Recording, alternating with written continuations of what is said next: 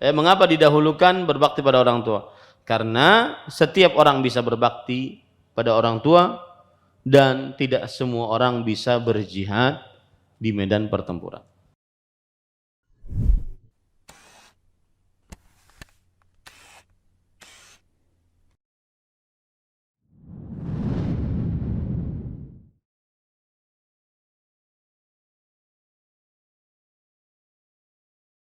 Assalamualaikum warahmatullahi wabarakatuh. Bismillahirrahmanirrahim. Innal hamdalillah nahmaduhu wa nasta'inuhu wa nastaghfiruh wa na'udzu billahi min shururi anfusina wa sayyiati a'malina. Man yahdihillahu fala mudilla lahu wa man yudlil fala hadiya lahu. وأشهد أن لا إله إلا الله وحده لا شريك له وأشهد أن محمدا عبده ورسوله يا أيها الذين آمنوا اتقوا الله حق تقاته ولا تموتن إلا وأنتم مسلمون يا أيها الناس اتقوا ربكم الذي خلقكم من نفس واحدة وخلق منها زوجها وبث منهما رجالا كثيرا ونساء واتقوا الله الذي تساءلون به والأرحام إن الله كان عليكم رقيبا يا أيها الذين آمنوا اتقوا الله وقولوا قولا سديدا يصلح لكم أعمالكم ويغفر لكم ذنوبكم ومن يطع الله ورسوله فقد فاز فوزا عظيما أما بعد فإن أصدق الحديث كتاب الله وأحسن الهدي هدي محمد صلى الله عليه وعلى آله وسلم وشر الأمور محدثاتها وكل محدثة بدعة وكل بدعة ضلالة وكل ضلالة في النار. Alhamdulillah, kita bersyukur pada Allah Subhanahu wa taala pada hari ini, hari Senin malam Selasa 29 Syawal 1443 Hijriah, kita dimudahkan oleh Allah Subhanahu wa taala untuk kembali duduk bersama mengkaji kitab Umdatul Ahkam min Kalami Khairil Anam yang ditulis oleh Al-Hafidh Abdul Ghani bin Abdul Wahid Al-Maqdisi rahimahullahu ta'ala. Salawat dan salam semoga selalu Allah berikan kepada Nabi kita Muhammad sallallahu alaihi wa ala alihi wasallam, pada keluarga beliau, para sahabat, serta orang-orang yang mengikuti beliau sampai hari kiamat kelak. Dengan nama-nama Allah yang husna dan sifat-sifatnya yang ulia, kita berdoa, Allahumma inna nas'aluka ilman nafi'an wa rizqan tayyiban wa amalan mutaqabbala, Allahumma amin. Ahibati fillah, afanillahu iyyakum, Jamaah Masjid Al-Faruq, Kabupaten Banjar, Kalimantan Selatan yang saya cintai karena Allah. Semoga Allah Subhanahu wa taala selalu memberikan afiat kepada kita di dunia dan di akhirat. Pada kesempatan kali ini kita membahas kitab yang baru di dalam kitab Umdatul Ahkam, yaitu kitab yang kedua, Kitabus Shalah. Kitabus Shalah artinya hal-hal yang tertulis yang berkaitan dengan sholat. Pada pertemuan sebelumnya kita sudah membahas kitab yang pertama di dalam kitab Umdatul Ahkam, yaitu Kitabut Thaharah, kitab bersuci. Hal-hal yang tertulis yang berkaitan dengan bersuci. Dan di dalam kitab Thaharah kita membahas sekitar 7 bab. Bab yang pertama, bab dukhulul khala wal istitabah, bab masuk WC dan beristinja. Bab yang kedua, babus siwak, bab bersiwak, membersihkan mulut. Yang ketiga, babul mashi alal khuffain, bab mengusap di atas dua sepatu khuf. Yang keempat, babun fil madhi wa ghairihi, bab tentang cairan madhi dan yang semisalnya, mani, wadi. Kemudian bab yang kelima, babul ghusli minal janabah, bab mandi dari junub. Bab yang keenam, babut tayammum. Bab yang ketujuh, babul haid. Ini alhamdulillah alladzi bi ni'matihi tatimmus shalihat, kita sudah pelajari. Sekarang kita masuk kepada kitab yang kedua, Kitabus Shalah, kitab salat. Dan bab yang ke-8. Bab yang ke-8. Ahibati fillah, afanillah wa iyyakum, penulis rahimahullahu taala Al-Hafidh Abdul Ghani bin Abdul Wahid Al-Maqdisi, ulama Islam abad ke-6 Hijriah, wafat pada tahun 600 Hijriah. Beliau berkata, Kitabus Salati. Kitab artinya maktub. Kitab artinya maktub, sesuatu yang tertulis. As-salah, as-salah kita pelajari secara bahasa. As-salatu lughatan ad-du'a. Salat secara bahasa artinya adalah doa. Salat secara bahasa artinya adalah doa. Seperti firman Allah dalam surat At-Taubah ayat 103. Wa salli alaihim inna salataka sakanul lahum. Dan berdoalah untuk mereka. Sesungguhnya doa-doamu penenang bagi mereka. Salli di sini ud'u, berdoalah. Ini menunjukkan bahwa arti salat secara bahasa adalah doa. Begitu juga dalam hadis riwayat Muslim. Rasul sallallahu alaihi wasallam bersabda, "Idza du'iya ahadukum falyujib, fa in kana sha'iman falyusalli wa in kana muftiran falyat'am." Jika salah seorang dari kalian diundang makan, maka hadirilah. Jika ia sedang berpuasa, maka hendaklah ia yusalli. Yusalli di sini berdoa. Jadi dia menghadiri. Kalau dia sedang puasa, dia hadiri, tapi dia tidak makan dan dia berdoa. Berdoa. Wa in kana muftiran, kalau dia dalam keadaan sedang berbuka, falyat'am, maka makan dia. Artinya kalau dia sedang berpuasa lalu diundang makan, lalu dia membatalkan puasanya, boleh saja, maka dia makan. Tapi kalau dia tidak membatalkan puasanya, maka tugasnya apa? Hadir dan mendoakan. Fal yusalli, hendaklah dia mendoakan. Ini menunjukkan bahwa arti salat secara bahasa adalah berdoa.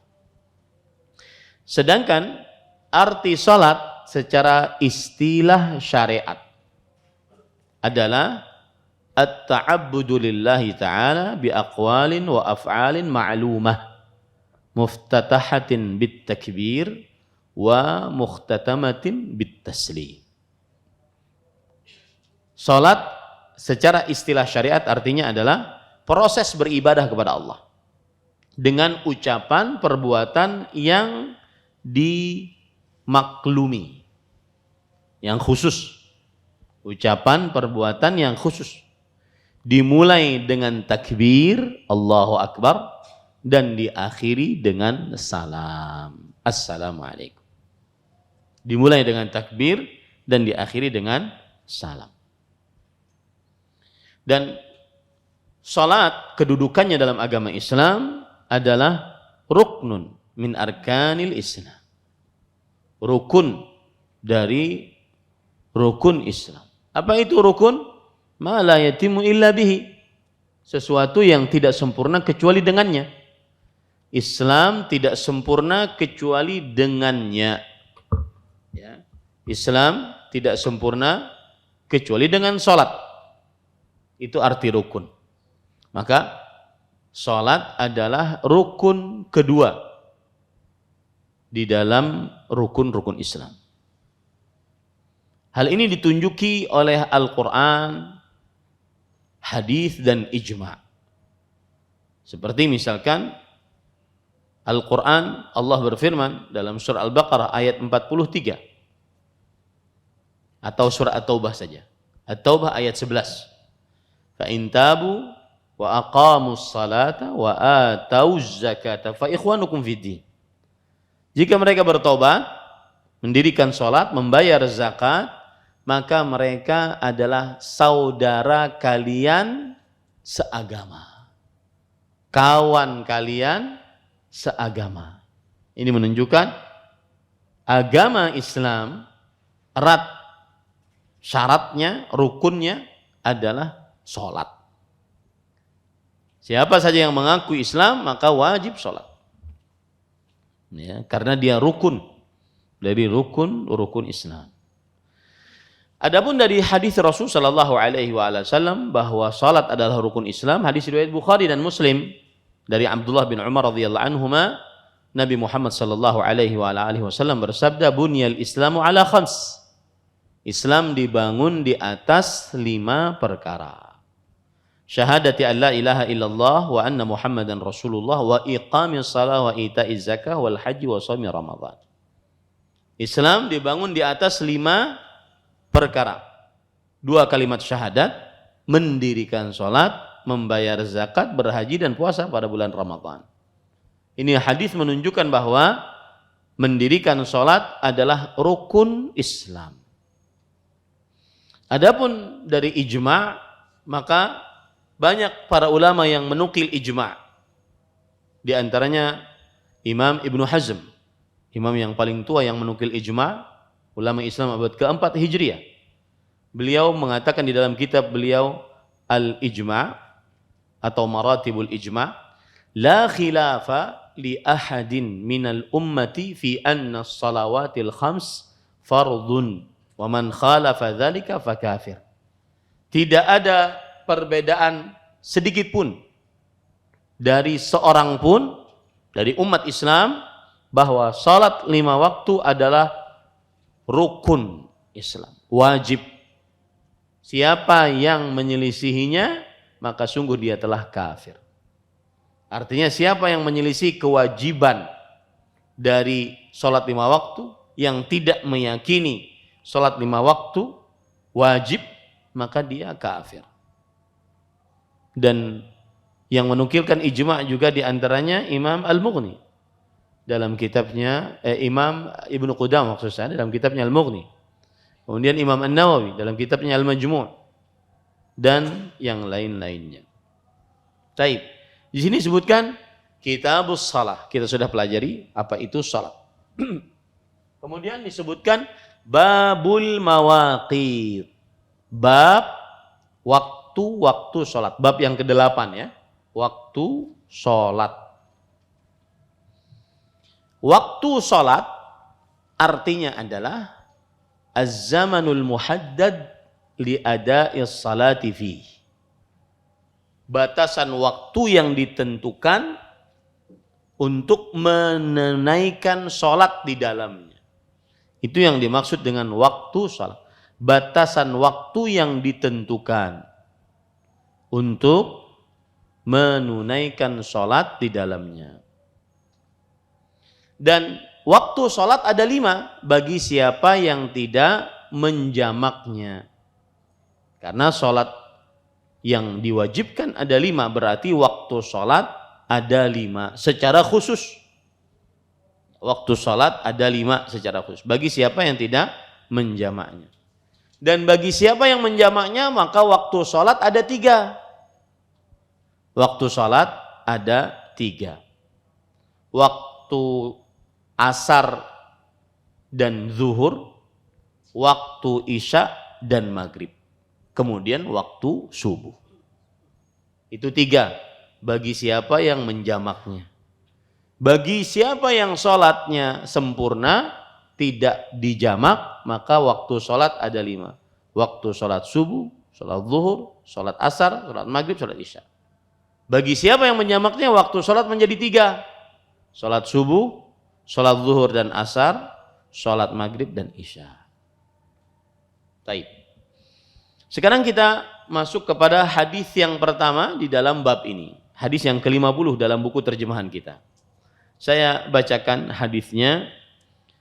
Qala al-musannif rahimahullah an Abi Amr Syaibani wasmuhu Sa'd bin Iyas. Qala haddatsani sahibu hadhihi ad-dar wa asyara bi yadihi ila dari Abdullah bin Mas'ud radhiyallahu anhu qala sa'altu an-nabiy sallallahu alaihi wa ala alihi wa sallam ayyul a'mali ahabbu ila Allah azza wa jalla qala as-salatu ala waqtiha qultu thumma ay qala birrul walidain qultu thumma ay qala al-jihadu fi sabilillah قال حدثني بهن رسول الله صلى الله عليه وعلى آله وسلم ولو استزدته لزادني. Abu Amr Asy-Syaibani, nama beliau adalah Sa'ad bin Iyas, mengatakan pemilik rumah ini telah bercerita kepadaku. Dia memberi isyarat dengan tangannya pada rumah Abdullah bin Mas'ud radhiyallahu anhu. Abdullah bin Mas'ud menuturkan bahwa dirinya pernah bertanya kepada Rasulullah sallallahu alaihi wasallam tentang amal apakah yang paling dicintai oleh Allah azza wa jalla. Nabi sallallahu alaihi wasallam bersabda, mengerjakan salat sesuai dengan waktunya. Lantas apa? Tanya Abu Mas'ud. Nabi Muhammad sallallahu alaihi wasallam bersabda, berbakti kepada orang tua. Lantas apa lagi? Tanya Abu Mas'ud. Nabi menjawab, berjihad di jalan Allah. Abu Mas'ud berkata, Rasulullah sallallahu alaihi wasallam menyampaikan itu semua kepadaku, seandainya aku minta ditambahi keterangan lagi maka Nabi akan menambahnya. Taib. Kita akan pelajari poin pertama adalah biografi sahabat yang meriwayatkan hadis ini. Yang pertama yaitu Abu Amr Asy-Syaibani. Abu Amr Asy-Syaibani namanya adalah Sa'ad bin Iyas. Beliau masuk dalam agama Islam di zaman Nabi Muhammad SAW masih hidup, tapi belum pernah bertemu dengan Rasulullah. Nah, ini kalau dalam ilmu hadis orang seperti ini disebut dengan mukhadram. Disebut dengan apa? Mukhadram. Mim, kha, dha, ra. Hidup di zaman Rasulullah sallallahu alaihi wasallam tapi belum bertemu dengan Rasulullah sallallahu alaihi wasallam. Dan beliau datang ke kota Madinah setelah wafatnya Rasulullah sallallahu alaihi wasallam. Berarti beliau mukhadram, seorang tabi'i, ya. Dan beliau adalah seorang rawi dari kalangan tabi'i terpercaya, thiqah. Thiqah itu artinya terpercaya. Kemudian tinggal di kota Kufah dan meninggal di sana pada tahun 96 Hijriah. Sa'ad bin Iyas. Ya, Sa'ad bin Iyas Abu Amr Asy-Syaibani. Abu Amr Asy-Syaibani nama beliau adalah Sa'ad bin Iyas rahimahullah, mengatakan pemilik rumah ini telah bercerita kepadaku. Dia memberi isyarat dengan tangannya pada rumah Abdullah bin Mas'ud.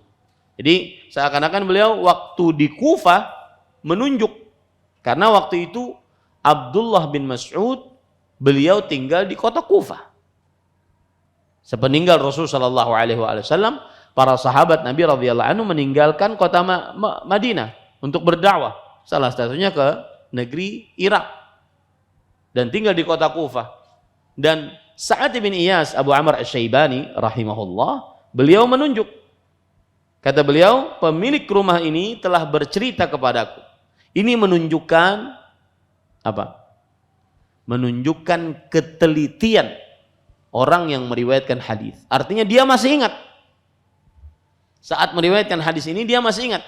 Hadis tersebut beliau dengar di rumah ini.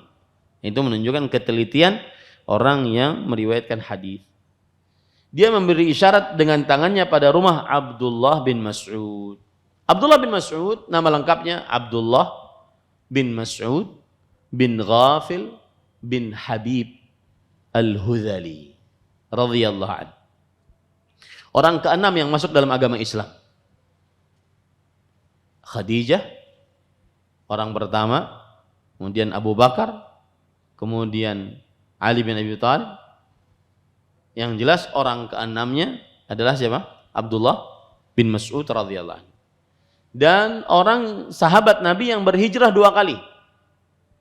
Hijrah 2 kali berarti hijrah pertama ke negeri Habasyah, hijrah kedua ke kota Madinah. Dan hijrah itu sulit. Makanya disebutkan sebagai sebuah sejarah beliau. Kalau bahasa kita manaqib, sebuah keistimewaan. Karena berhijrah itu sulit. Tidak melakukan hijrah kecuali orang-orang beriman. Meninggalkan tanah kelahiran, rumah, perdagangan, harta, keluarga, kemudian hijrah. Hanya sekedar mentaati Allah dan Rasulnya sallallahu alaihi wasallam. Berhijrah 2 kali ke negeri Habasyah, kemudian ke kota Madinah. Dan Nabi Muhammad sallallahu alaihi wasallam bersabda kepada Abdullah bin Mas'ud radhiyallahu an, "Innaka laghulamun muallam." Sesungguhnya engkau adalah pemuda yang diberikan ilmu oleh Allah Subhanahu wa taala. Ini menunjukkan bahwasanya Abdullah bin Mas'ud saat Nabi Muhammad sallallahu alaihi wasallam masih hidup dan saat beliau masuk Islam itu masih muda.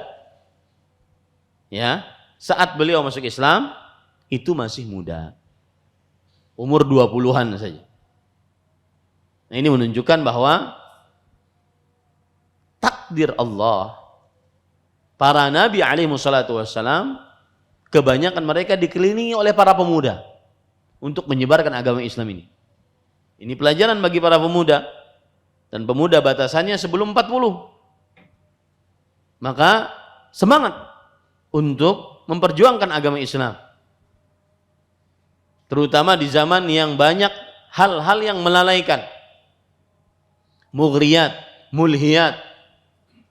Hal-hal yang melalaikan, hal-hal yang menyibukkan dari ketaatan kepada Allah Subhanahu wa taala. Semestinya seorang pemuda dia tumbuh berkembang dalam ibadah kepada Allah, dalam memperjuangkan agama, seperti para sahabat Nabi radhiyallahu anhum. Dan Rasul sallallahu alaihi wasallam bersabda tentang keutamaan Abdullah bin Mas'ud, "Man sarrahu an yaqra al-Qur'an ghaddan kama nazal, falyaqra'hu bi qiraati ibni ummi 'abd." Siapa yang ingin membaca Al-Qur'an lancar sebagaimana yang diturunkan oleh Allah Subhanahu wa taala, maka bacalah seperti bacaan Ibnu Ummi Abd. Ibnu Ummi Abd siapa? Abdullah bin Mas'ud. Ibnu Ummi Abd adalah Abdullah bin Mas'ud radhiyallahu anhu. Dan saya sedikit di sini menyinggung tentang membaca Al-Qur'an. Ada 2 hal yang saya singgung. Yang pertama, bagi para ahli membaca Al-Qur'an, bacalah Al-Qur'an dengan menyesuaikan tajwid dan makhrajnya, bukan menyesuaikan dendangan lagunya. Apalagi terlalu berlebih-lebihan mencontoh qari terkenal. Terlalu berlebih-lebihan. Ya. Makanya kalau Anda lihat ustaz-ustaz dari dakwah sunnah yang mereka mengambil sanad tinggi di kota Madinah, mereka jarang untuk membaca dengan terlalu mencontoh qari-qari yang bukan dari bacaannya tersendiri. Seperti ada ustadz yang saya kenal mempunyai sanad yang tinggi dan beliau tidak dikenal mungkin di YouTube oleh para ahli baca Al-Quran, tetapi dikenal oleh para penuntut ilmu. Ustadz Murtada yang menjadi imam tetap di Masjid Abu Darda, Pekanbaru Riau. Lihat bacaannya. Ya. Maka ini menjadi pelajaran. Bahkan beliau cerita waktu itu langsung kepada saya. Beliau ketika nyetor Al-Quran, hafalan Al-Quran kepada Syekh, saya lupa namanya, yang mempunyai sanad yang tinggi, salah satu yang mempunyai sanad yang tinggi di kota Madinah, ketika beliau mencontohkan atau menyetor dengan bacaan salah seorang qari, maka ditolak. Saya tidak ingin bacaan yang seperti ini. Baca seperti bacaanmu. Nah, ini yang menjadi semestinya orang-orang yang seperti ini yang kita jadikan acuan dalam membaca Al-Quran. Bukan hanya sekedar enak didengar dengan mengikuti lagu-lagu qori-qori yang terkenal. Mereka mempunyai bacaan-bacaan tersendiri. Ya, tapi bacalah sesuai dengan Al-Quran, sesuai dengan tajwid dan makhrajnya. Yang kedua, Al-Quran, innallaha anzal Al-Quran liyu'mala bih. Al-Quran itu diturunkan untuk diamalkan. Fattakhadhan nasu qira'atahu amala.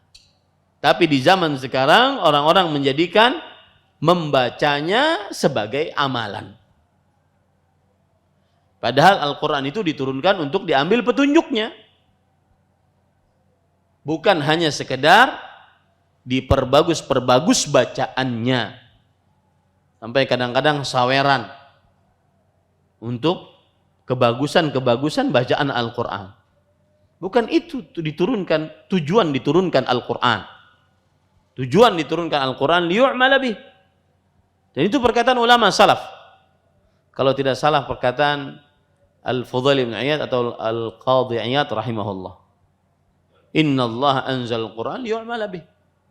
Allah menurunkan Al-Quran untuk diamalkan. Fattakhadhan nasu qira'atahu amala. Makanya lihat, ahli-ahli baca Al-Quran. Ada yang terlalu berlebihan melagu-lagukan seperti anak-anak muda sekarang? Enggak. Lihat saja di YouTube. Ya. Bahkan saya pernah mendengar waktu itu Syekh Dr. Sa'ad Al-Ghamidi hafizahullah ta'ala memberikan masukan lewat telepon pada sebuah acara yang dihadiri di situ oleh dua ahli baca Al-Quran, Syekh Aiman dan Syekh Al-Mu'asrawi. Beliau menyampaikan perkara ini yang saya sampaikan sekarang tentang langgam-langgam yang ada. Maka ini belum ada di zaman Nabi Muhammad sallallahu alaihi wasallam. Yang ada adalah membacanya dengan tartil sesuai tajwid dan makhrajnya. Nah, ini yang perlu diperhatikan, dua poin ini. Jangan terlalu berlebih-lebihan mencontoh, tetapi bacalah sesuai dengan apa yang dia mudah untuk baca. Bacalah sesuai dengan makhrajnya dan sesuai dengan tajwidnya. Dan yang lebih utama lagi, membacanya untuk diamalkan, bukan berhenti pada pembacaannya. Dan pada ikhwan yang dirahmati Allah, Abdullah bin Mas'ud radhiyallahu anhu termasuk sahabat Nabi yang merupakan yakhdimun Nabi sallallahu alaihi wasallam, merupakan pembantu Rasul sallallahu alaihi wasallam. Bahkan disebut beliau adalah sahibu siwaki wa na'alaihi wa wisadihi sallallahu alaihi wasallam.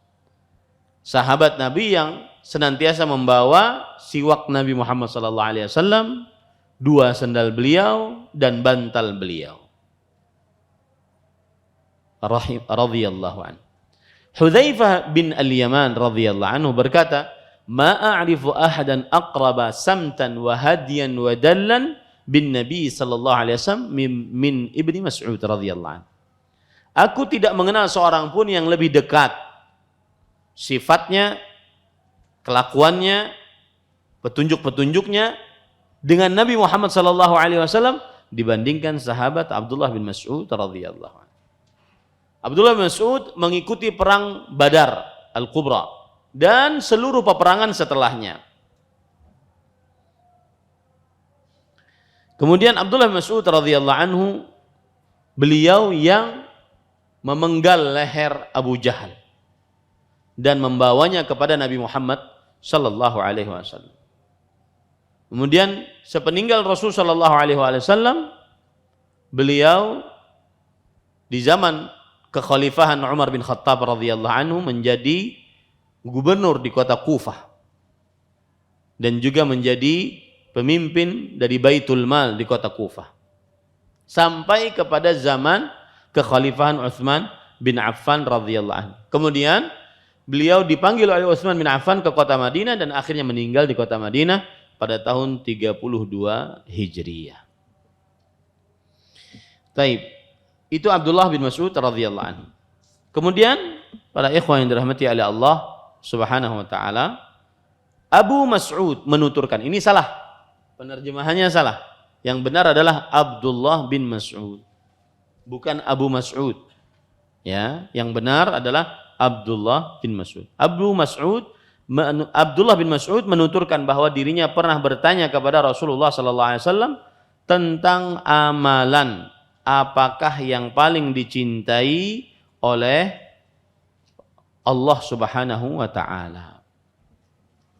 Tentang amalan, apakah yang paling dicintai oleh Allah Subhanahu wa taala. Amalan yang dimaksud adalah amalan badan yang lahir, yang terlihat. Amalan yang dimaksud adalah amalan badan. Karena kan Abdullah bin Mas'ud bertanya, amalan apakah yang paling dicintai oleh Allah? Amalan yang dimaksud adalah al-a'mal al-badaniyah al-zahirah. Amalan-amalan badan, jasmani, anggota tubuh yang nampak. Bukan amalan hati berarti. Tapi amalan lahiriah yang nampak. Yang paling dicintai oleh Allah Subhanahu wa taala. Paling dicintai berarti ada yang dicintai, ada yang paling. Dan ini adalah gaya hidup para sahabat Nabi radhiyallahu anhum yang patut kita contoh. Mereka senantiasa jika bertanya sesuatu yang paling lebih, ya, kata komparasi, bukan hanya dicintai, amalan apa yang dicintai oleh Allah, enggak, tapi paling dicintai oleh Allah. Maka dalam kehidupan kita sehari-hari juga seperti itu. Semestinya mencari yang paling dalam perihal keutamaan beragama. Paling dicintai oleh Allah, paling dimuliakan oleh Allah, cari yang paling. Seperti misalkan surga. Rasul sallallahu alaihi wasallam bersabda, "Idza sa'altumullaha fas'alul firdaus, innaha a'lal jannah." Jika kalian minta kepada Allah, mintalah surga Firdaus. Mengapa? Karena dia adalah surga paling tinggi. Maka selalu, ya, dalam konsep hidup seorang muslim, carilah yang paling di dalam agama. Bukan hanya sekedarnya, tapi paling. Surga paling tinggi, paling mega, amalan paling besar pahalanya. Dalam hadis lain misalkan sahabat Nabi bertanya, ayyus sadaqati a'zamu ajran? Sedekah apa yang paling besar pahalanya? Nah, semestinya seperti itu kita selalu cari dalam perihal keutamaan pahala, cari yang paling, bukan hanya sekedar melakukan, paling. Baik. Kemudian Rasulullah sallallahu alaihi wasallam menjawab, as-salatu ala waqtiha. Mengerjakan salat sesuai dengan waktunya. Maksudnya sesuai dengan waktunya adalah sesuai yang sudah diminta untuk mengerjakan salat tersebut di dalamnya. Jadi salat subuh misalkan dikerjakan pada waktu yang diminta untuk mengerjakannya. Tidak sebelumnya, tidak sesudahnya. Salat zuhur juga. Dan seterusnya seperti itu. Itu maksudnya. Lantas apa lagi? Nah, ini menunjukkan kegigihan para sahabat Nabi, diantaranya Abdullah bin Mas'ud radhiyallahu an, untuk meminta amalan lebih. Bukan hanya satu amalan. Lantas apa lagi? Nabi Muhammad sallallahu alaihi wasallam menjawab, ini juga salah ya. Tanya Abu Mas'ud. Yang benar adalah apa? Abdullah bin Mas'ud. Nabi Muhammad sallallahu alaihi wasallam bersabda, birrul walidain. Berbakti kepada al-walidain. Al-walidain di sini adalah bapak dan ibu. Dan berbakti kepada mereka berdua dengan cara berbuat baik kepada mereka berdua. Dengan segala macam bentuk perbuatan baik. Dan membahagiakan mereka berdua. Ya, dan membahagiakan mereka berdua. Termasuk di dalamnya adalah berbuat baik kepada orang-orang terdekat dari mereka berdua. Paman-paman yang merupakan saudara dan saudara bapak dan saudara ibu, atau bibi-bibi acil-acil kita yang merupakan saudari-saudari bapak atau saudari ibu. Berbuat baik kepada mereka menyenangkan hati kedua orang tua. Ya, menyenangkan hati kedua orang tua. Seperti misalkan dalam hadis riwayat Imam Muslim dari Abdullah bin Umar radhiyallahu anhuma, Rasul sallallahu alaihi wasallam bersabda, "Inna abarral bir silatur rajuli ahla wuddi abi." Sesungguhnya bakti yang paling baik adalah menyambung hubungan dengan yang dicintai oleh kedua orang tua. Menyambung hubungan dengan yang dicintai oleh kedua orang tua. Ini terutama saya ingatkan para santri, mungkin ada yang belum pulang dari para santri ke pesantrennya. Ini karena pengalaman pribadi saya. Saya ini anak pesantren banget. Habis SD langsung ke Jawa. Habis itu pulang ke Banjarmasin sampai umur 35 tahun mungkin hanya sebulan, 2 pekan setiap tahunnya. Oleh karenanya sedikit keluarga yang dikenal dengan luas. Dari keluarga bapak, dari keluarga ibu terutama sedikit. Saya tidak tahu rentetannya. Alhamdulillah adik dan ya adik ibu kenal. Lah. Tapi paman, bibi, nah ini yang agak susah. Sepupu kadang-kadang, sepupu sekali, sepupu kedua kali, wah nggak paham itu saya. Ya. Nah ini jangan sampai terjadi lagi. Meskipun anak-anak kita di pesantren, kenalkan itu rahim-rahim. Kalau berkunjung bukan hanya sekedar berkunjung, tetapi kenalkan ini si fulan, ini saudaranya nenek, ini saudara, kenalkan baik-baik. Karena itu termasuk bakti yang paling baik. Kemudian setelah itu, lantas apa lagi? Ini juga termasuk kegigihan Abdullah bin Mas'ud. Tanya Abu Mas'ud, yang benar adalah Abdullah bin Mas'ud. Nabi Muhammad sallallahu alaihi wasallam menjawab, berjihad di jalan Allah. Ini amalan yang ketiga yang paling dicintai oleh Allah Subhanahu wa taala. Dijelaskan oleh Al-Hafidz Ibnu Rajab Al-Hambali, mengapa jihad menjadi amalan yang ketiga setelah bakti orang tua? Di annal jihada fardu kifayah. Karena jihad hukumnya fardu kifayah. Artinya kalau ada sebagian yang sudah berjihad, yang lain tidak perlu. Waddukhulu fihi ba'da qiyami man saqata bihi haqqun fardul kifayah tatawwu'un. Dan masuk kepada jihad setelah seseorang melihat sudah banyak yang berjihad, maka masuk kepada jihad ini hukumnya hanya sunnah. Idh lam yata'ayyan bihuduril adu. Karena tidak pasti datangnya musuh. Walihadza tuqaddam birrul walidain. Oleh sebab itulah didahulukan berbakti kepada orang tua dibandingkan jihad. Kenapa para ikhwan yang dirahmati oleh Allah Subhanahu wa taala? Karena hampir setiap manusia bisa berjihad dengan apa? Berbakti kepada kedua orang tua. Tetapi tidak semua manusia bisa berjihad masuk ke dalam medan pertempuran. Dan Rasulullah sallallahu alaihi wasallam memakai kata jihad untuk bakti orang tua. Dalam hadis riwayat dalam hadis Rasul sallallahu alaihi wasallam bertanya kepada orang yang ingin ikut berjihad bersama beliau, "Alaka walidan?" Apakah engkau memiliki kedua orang tua? Orang tersebut menjawab, "Na'am, iya." Fa fihima fajahid. Maka berjihadlah mengurus kedua orang tuamu.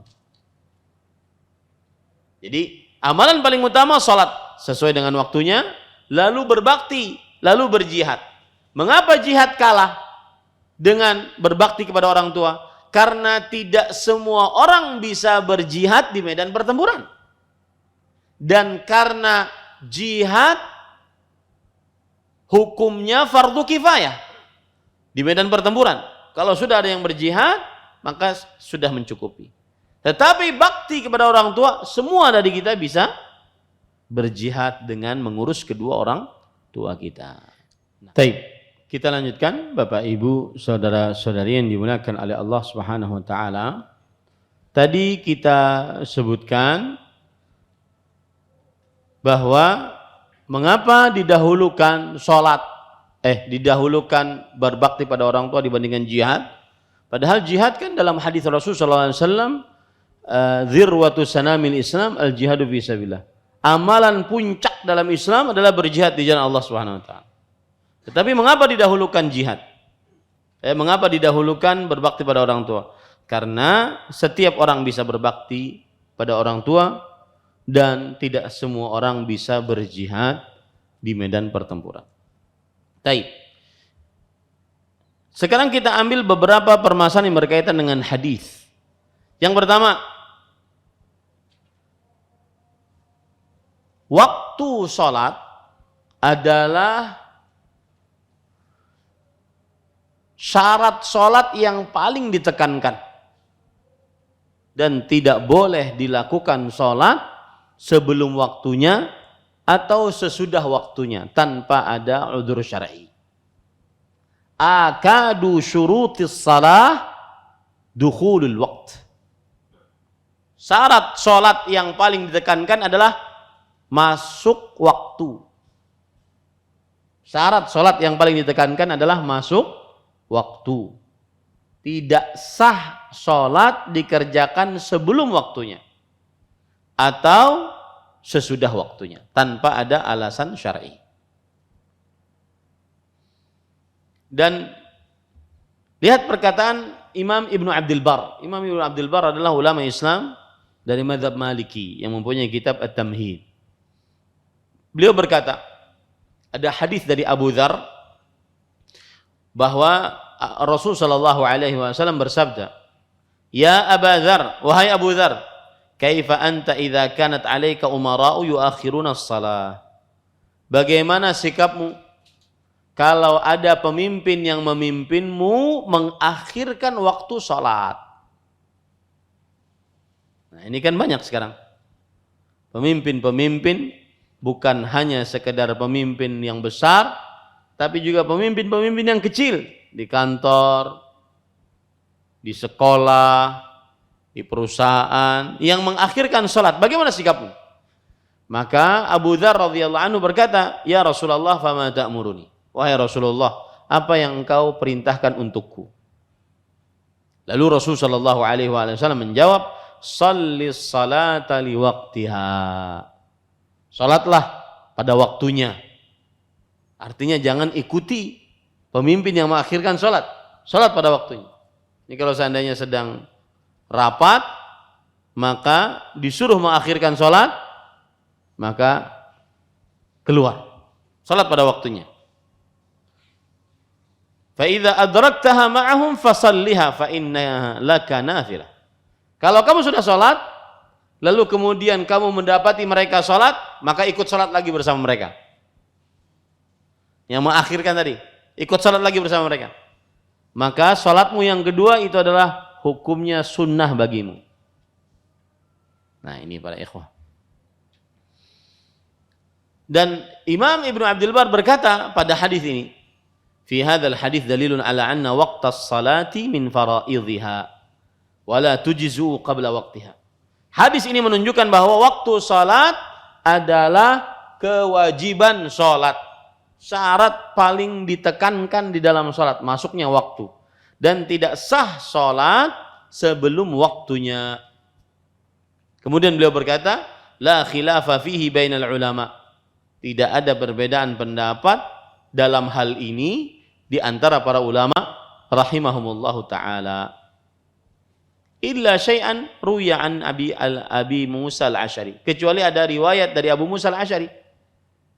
Tapi riwayat ini adalah riwayat yang lemah, karena riwayat dari Abu Musa al-Asy'ari yang menyelisihi ijma' ini adalah riwayat yang lemah. Intinya para ulama bersepakat bahwa syarat yang sangat ditekankan sahnya sholat adalah masuk waktu sholat.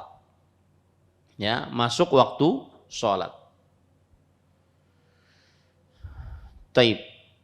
Kemudian permasalahan yang kedua, hukum seorang yang sholat sebelum waktunya dan dia tidak tahu, lalu kemudian baru tahu. Nah, sholat sebelum waktunya belum tahu, lalu setelah itu baru tahu setelah itu. Paham ya permasalahannya? Maka bagaimana hukumnya? Terjadi ikhtilaf di antara para ulama. Pendapat yang kita kuatkan adalah pendapat Imam Malik rahimahullah.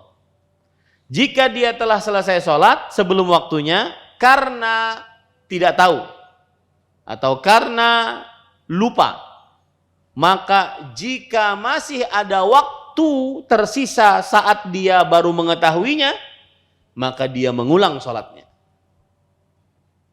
Kalau tidak dia ulang. Ini pendapat Imam Malik rahimahullah. Dan pendapat ini berbeda dengan pendapat jumhur. Jumhur ulama di antara Imam Ahmad, Imam Syafi'i, kemudian juga Imam Al-Auza'i dan yang lainnya mengatakan wajib mengulang sholat. Masih ada waktu atau di luar waktunya. Ulun beri contoh lah. Contoh misalkan, kita zuhur jam 12:20. Ada orang sholat jam 12:10. Sudah selesai kan sholat. Berarti dia sholat zuhur sebelum waktunya. Karena tidak tahu atau karena lupa. Nah, kemudian setelah itu, habis asar baru diberitahu bahwa dia sholat sebelum waktunya. Nah, menurut pendapat Imam Malik, sholat lagi kada? Mengqadha kada? Tidak. Menurut jumhur mengqadha tidak? Mengqadha. Nah, itu bedanya. Tapi selama masih ada waktu salat zuhur, maka diqadha. Karena salat yang dikerjakan sebelum waktunya tidak sah. Tapi kalau sudah waktunya habis, di sini terjadi khilafnya. Pendapat Imam Malik yang kita kuatkan rahimahullah tidak mengqadha salat. Sedangkan pendapat jumhur tetap mengqadha salat karena dianggap belum salat. Taib. Ini para ikhwah permasalahan yang kedua. Permasalahan yang ketiga, tidak sah salat seorang yang dalam keadaan ragu tentang masuknya waktu salat. Sudah belumlah waktunya? Sudah belumlah waktunya? Ragu dia, belum pasti. Ini biasa terjadi di pesawat. Betul tidak? Terutama habis umroh, pulang dari Saudi ke Indonesia. Mendapati waktu sholat subuh. Dan di sini banyak yang belum paham ataupun meremehkan. Akhirnya sangat disayangkan, amalan yang pertama kali dia hadapi setelah berumrah, setelah dari tanah suci, meninggalkan sholat subuh. Nah, ini sangat disayangkan sekali. Ya. Dan saya pernah diceritakan oleh Syekh Al-Allamah Profesor Dr. Abdul Razak bin Abdul Muhsin Al-Badr hafizahumullah. Beliau mengatakan, saya bersyukur sekali saat di pesawat ada orang yang membangunkan saya sholat subuh. Kalau tidak saya terlambat. Dan saya tidak tahu orangnya di mana. Dan sampai sekarang saat beliau bercerita itu, sampai sekarang saya mendoakan orang tersebut semoga dirahmati oleh Allah. Ini menunjukkan pentingnya memperhatikan sholat subuh di pesawat saat pulang dari Saudi ke Indonesia. Karena mendapati waktu subuh dan waktu itu sedang capek-capeknya. Karena kita waktunya jet lag, waktunya tidak tepat untuk tidur, sedang capek-capeknya. Nah, terkadang Orang ragu-ragu, sudah subuh atau belum? Ya, sudah subuh atau belum? Alhamdulillah kita di zaman canggih seperti ini, kadang-kadang kita tanya kepada pramugaranya, mereka tahu, oh jam sekian, waktu Indonesia Barat jam sekian. Oh kita lihat, oh berarti tinggal sekian. Maka yang jelas tidak sah sholat seorang yang ragu-ragu masuknya waktu sholat. Sudah masuk belum? Dia belum memastikan. Maka tidak sah sholat orang yang seperti ini. Imam Ibnu Abdul Bar berkata rahimahullah di dalam kitab beliau At-Tamhid, qad ajma'u ala anna man shalla arba'an ba'da az-zawali mutatawwi'an aw syakan fi dukhulil waqt annahu la yujzi'uhu dzalika min salatil zuhur. Para ulama berijma', bersepakat bahwa siapa saja yang sholat 4 rakaat setelah tergelincir matahari, berarti waktu sholat apa itu? Zuhur. Dalam keadaan sholat sunnah atau sholat ragu-ragu tentang masuknya waktu, maka tidak sah sholat tersebut untuk sholat zuhur. Dia ragu-ragu, sudah masuk zuhur belum ya? Sudah. Penting sholat aja lah dulu. Ini tidak sah sholatnya.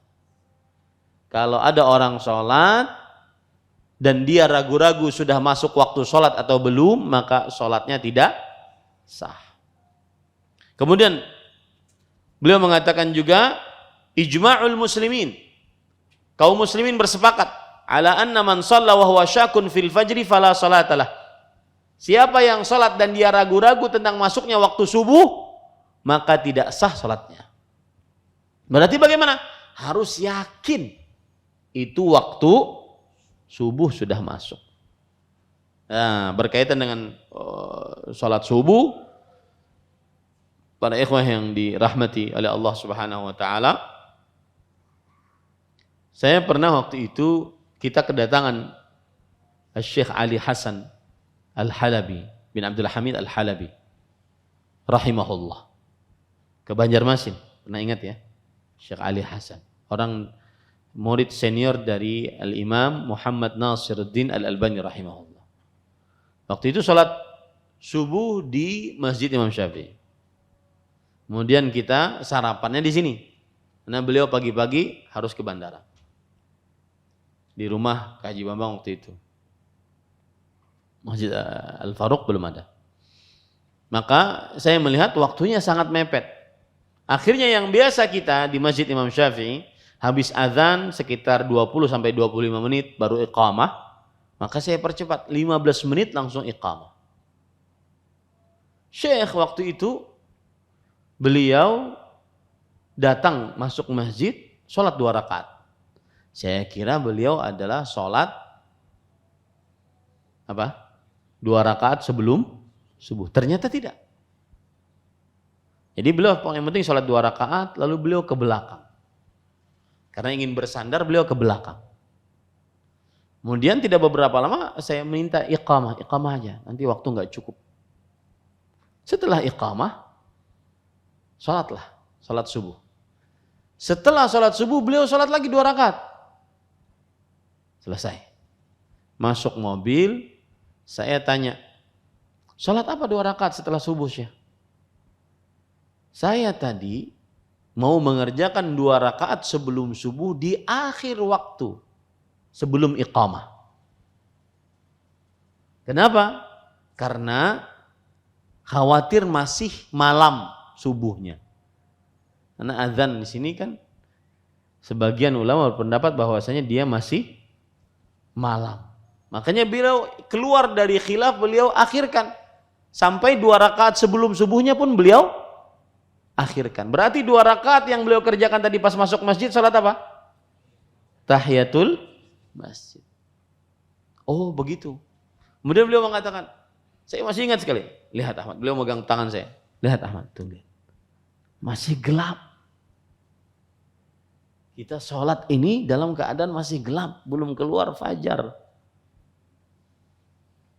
Nah, makanya para ikhwan yang dirahmati oleh Allah, semenjak itu saya jadi pelajaran banget. Bahkan di pesantren saya, Intan Ilmu, Kadang 25 menit setelah azan, kadang 30. Ya, benar-benar waktu fajar masuk baru iqamah. Benar-benar masuk waktu fajar baru iqamah. Dan di Masjid Umar bin Khattab, pesantren ilmu, kalau saya ada di pesantren tidak ada yang berani iqamah kecuali saya keluar. Nah, itu peraturan tidak tertulis di pesantren. Tidak ada yang berani iqamah kecuali saya masuk ke dalam tempat masjid. Taib. Nah, itu yang bisa saya sampaikan. Selanjutnya nanti kita lanjutkan pada pertemuan-pertemuan sebelumnya, hadis yang ke-51, 52 dan seterusnya. Demikian, mudah-mudahan pertemuan pertama ini setelah libur Ramadan dan Syawal diberkahi oleh Allah Subhanahu wa taala. Apa yang baik dari Allah Subhanahu wa taala. Jika ada yang ingin bertanya, dipersilahkan.